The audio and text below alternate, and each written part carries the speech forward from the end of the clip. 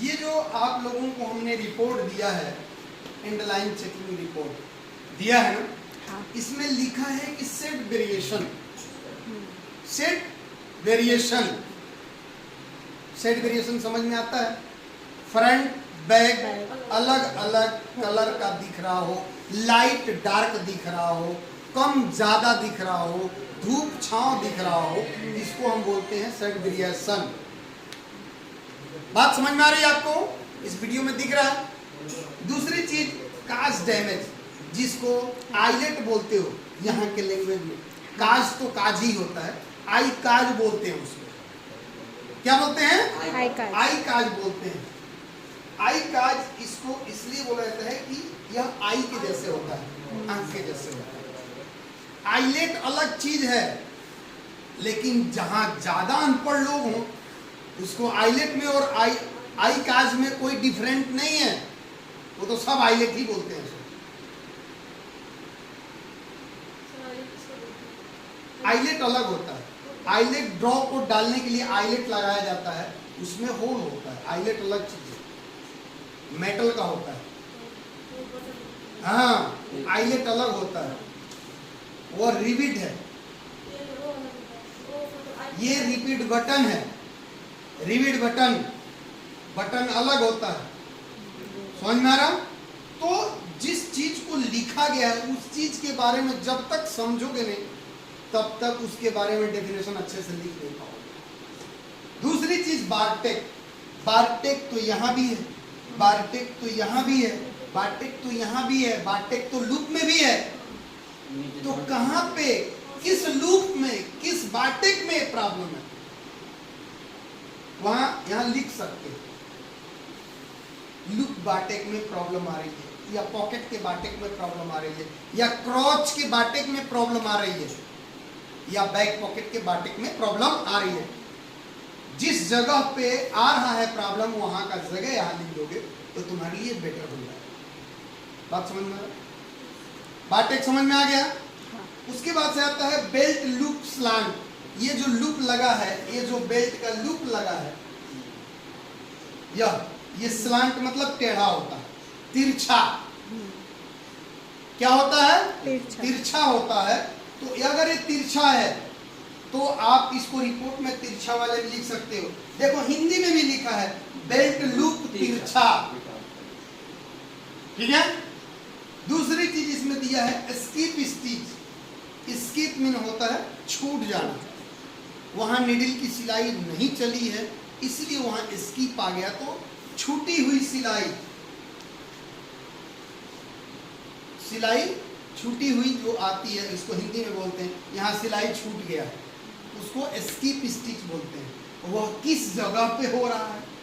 Pocket में हो रहा है, वेस्ट बैंड में हो रहा है, लूप में हो रहा है, जे स्टिच में हो रहा है, फ्रंट राइज में हो रहा है, बैक राइज में हो रहा है, साइड में हो रहा है, बॉटम में हो रहा है, किस जगह पे हो रहा है? बात समझ में आ रहा? उस जगह का वो डेफिनेशन लिखोगे तो पता चलेगा कि इस एरिया में सबसे ज्यादा स्किप आया है, टॉप स्टिच आया है, तो उस आदमी तक हम पहुंचेंगे। यहां पे ये जगह रहता है खाली, इसके लिए ही खाली है कि वो जगह दर्शाए कि किस जगह पे ये प्रॉब्लम ज्यादा आ रहा है। यहाँ पे हमने रिमार्क लिखने के लिए एक्स्ट्रा जगह दिया है ना, वो इसीलिए। दोबारा इस बात को ध्यान रखना है कि ऐसा रिपोर्ट ना बने। उसके बाद से लिखा है ज्वाइंट आउट। अब ऐसा नहीं है कि क्रॉच का ही ज्वाइंट आउट मिलेगा तो हम लिखेंगे। ऐसा भी हो सकता है कि ये बैक राइज में सिलाई टूट गया है और वहां पे ज्वाइंट मिला है, वहां ज्वाइंट नहीं मिला, तो back rise stop stitch joint not matching, या बैक राइज के ऊपर वाला सिलाई में सिलाई बराबर नहीं मैच हुआ है, लिख सकते हैं ना। हो सकता है कि नहीं हो सकता? हो सकता है। यहां का भी ज्वाइंट, यहां पे भी ज्वाइंट, बहुत सारी जगहों पे ज्वाइंट है। बॉटम में ज्वाइंट दिख रहा है ना, ज्वाइंट तो कई जगह पे। उसके बाद से होता है ब्रोकन। अरे यार ब्रोकन क्या है? बड़ा अजीब कहानी है। तो ब्रोकन क्या लिखा लिखा हुआ है।